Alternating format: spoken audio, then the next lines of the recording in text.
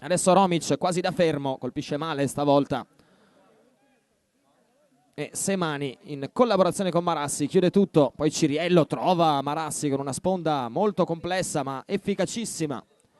Poi ancora Marassi, magia di tacco e gol di Ciriello. Signori, tra l'assist di Marassi e la girata di prima intenzione di Ciriello, veramente da stropicciarsi gli occhi, soprattutto il tacco del numero 10. E vista l'evoluzione di questa situazione di gioco, chiaramente voluto, oserei dire. Mette la sua griffe Ciriello, ma insomma 95% del merito da ascrivere a Marassi.